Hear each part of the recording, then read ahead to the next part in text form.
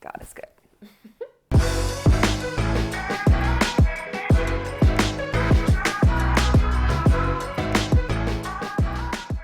Hi guys, welcome back to Love Lauren. Today I have my roommate Juliana with me, and we're going to be talking about when life just doesn't go as planned because your life probably hasn't gone as planned. Something in your life hasn't gone as planned, or it's not going to go as planned.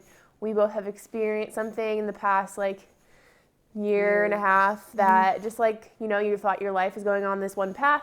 God says something different, so we just thought we'd talk about it. Yeah. Cool. All right, so we'll kind of both answer some of these questions, but I'm going to ask Juliana first. What was your reaction when you realized that your life wasn't going as planned? Yeah, so I'm going to be pretty specific about my situation that happened.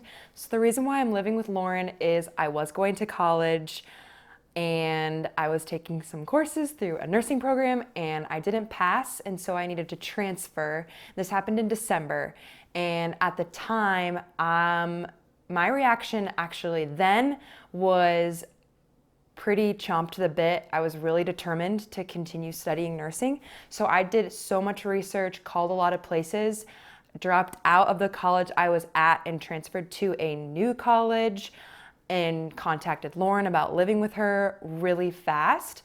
And looking back, I'm really proud of myself that I did that, but I don't really think I took the proper time to understand what was happening or process it. I just did what I thought needed to happen next. So my reaction was work hard, keep going. You can't cry about it. So, yeah. And I would say with losing my two dogs, I just feel really just raw about it right now and just almost kind of numb. And I don't even, that's just I thought life would look really different these next 10 years of my life with a dog. That usually is how long they live. And so, I don't know. It's just a really weird, life is not as planned, but I just feel numb about it right now. So, Yeah. All right, our next question. So once you made the plan, the new plans, you moved on, quote unquote. How did you deal with the pain and disappointment and anger that kept coming up? Maybe you ran into someone who asked, what are they still think you're at your other college? How do you deal with those scabs that open up again? So for me, the things that would pick at my scabs would be, people still thought I was at Dort and they'd ask how Dort was doing. And I had a situation where there was someone at my parents' church in Michigan that was like, I am so excited that my daughter is starting nursing school at the college you're at and you're still at nursing at that college. And I just was too afraid to be like, I can't tell her the truth. Anyway, those kinds of things pick at my scabs, and I feel like I've done a pretty good job of explaining to people this is my situation. I'm pretty open about it. But in situations where people are like, how is college going? And you're just like, I transferred, you have to say it out loud. Yeah. But other things that pick at my scabs, Lauren moved to Orange City. We moved to Orange City. That has been a really healthy thing for me personally. I do not see a lot of my old college mates ever, really. And it's really helpful in healing. I have recognized healing in the last 2 weeks, which has been tremendous. Yeah. So, yeah. That's awesome. I'd say with losing Graham and Phoebe, I've just noticed the past, yes, moving to Orange City has been really helpful and not living in the house where some really hard things happened. But now I pictured going on Orange City walks with a dog, and that's not happening. And so just seeing people out and about with their dogs has been really, really hard. And honestly, even so last year I was helping out with volleyball, the high school volleyball program at MOC, and I had Graham then. And so I even went to a home volleyball game last week, and it just hit me again because when I was in that environment I was going home to a dog. I think we really rushed to push away the feelings, but it's okay to just sit in those for a little bit. Or even the last 3 months with Graham and Phoebe, I was really impressed, and I'm trying to learn a lot of Lauren does a really good job of letting herself be sad and articulating it to the people that she's around that she's sad, and she does a really good job of that. So we kind of talked to us a little. What did grieving look like for you? Yeah. I pushed my grieving aside a lot and it hit me later at my new school.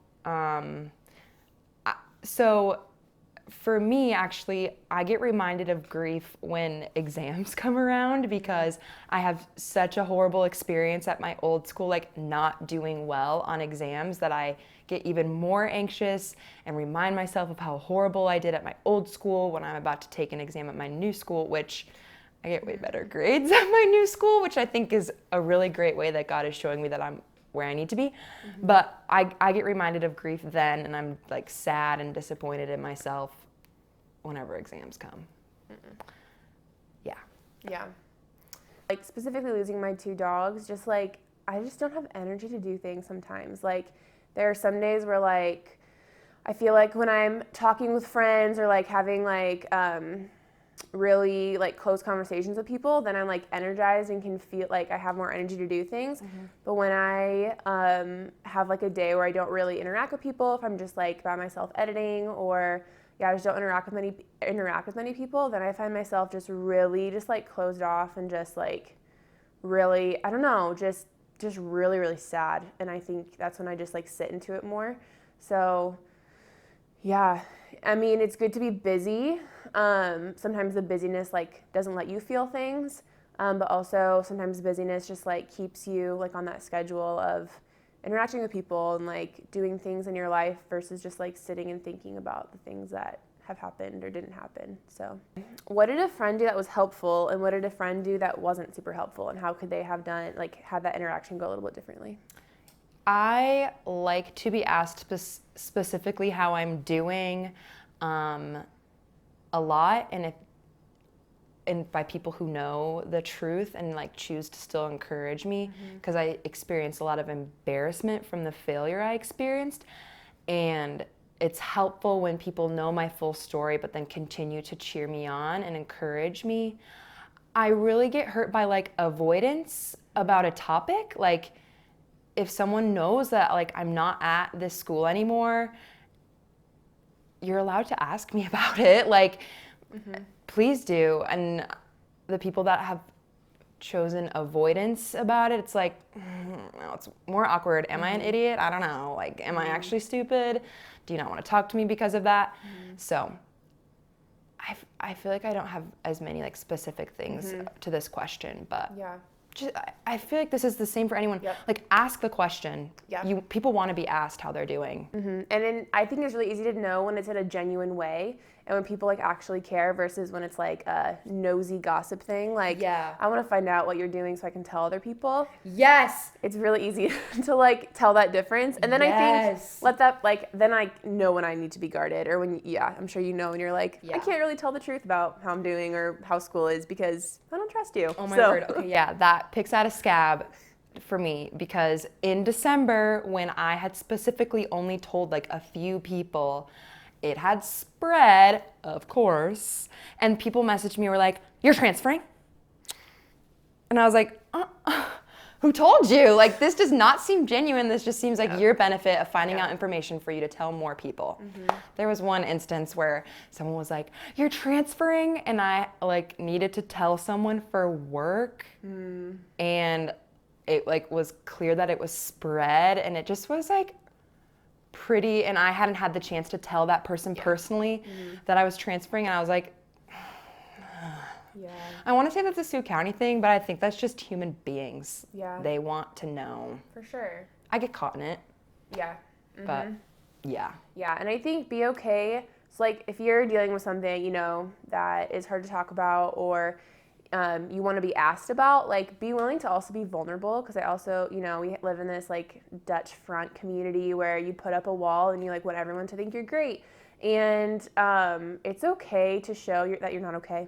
And I just think that we don't ask the question, how are you, expecting a genuine response. We expect, it's usually like a passing, like, oh hey, how are you? I'm good, how are you? And like really passing and just like superficial. And so first of all, be willing to like ask, and maybe you need to like pause and have a second with them while they like cry or are really emotional, and also be willing to be emotional too.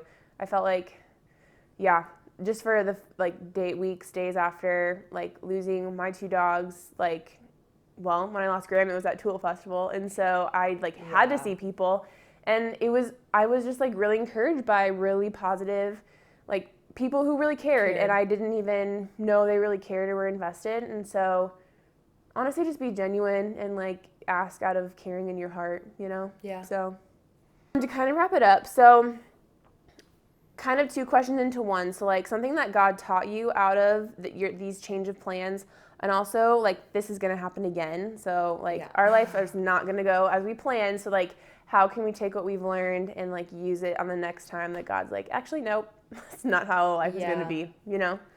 Yeah. Sometimes it's hard for me to articulate specific ways that I feel as if God is teaching me something.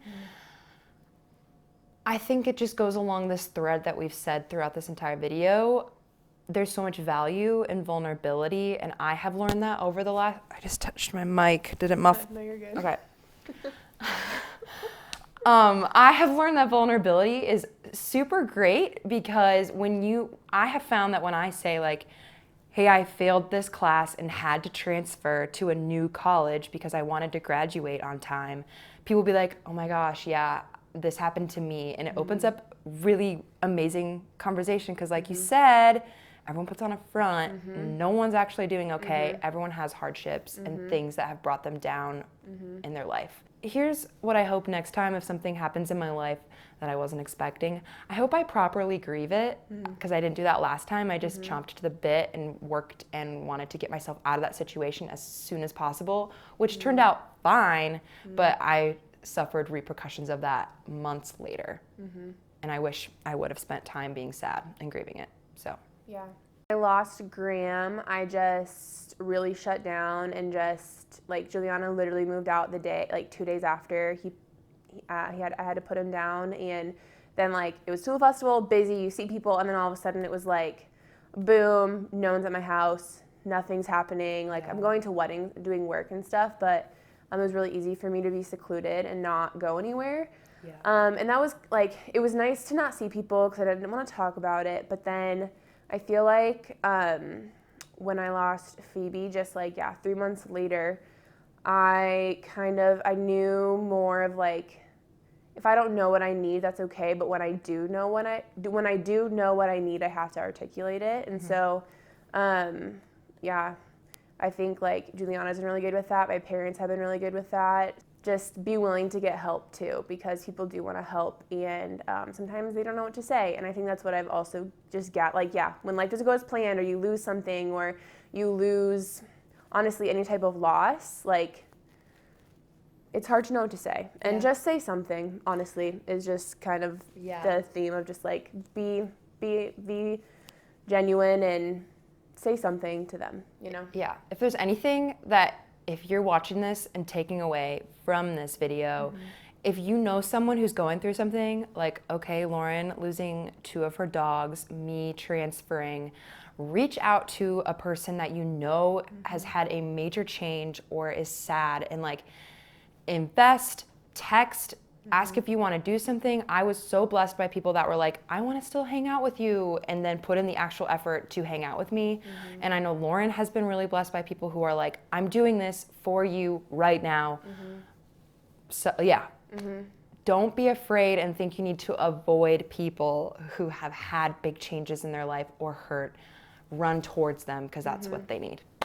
And know that God's like you've had such an amazing experience and like are thriving, and so like God's plan is always better. I definitely feel like I don't like know what that looks like for me right now, but it's easy. I mean, when you're a ways from it and you can look back and see the goodness that's come out of it, like you've had so much good out of it, and like so there's a reason for the change and a reason for like a redirection. So just embrace it. Thanks for watching, guys. I'll see you guys next week, and have a good rest of your day. I never know how to end these. Happy Friday. Bye.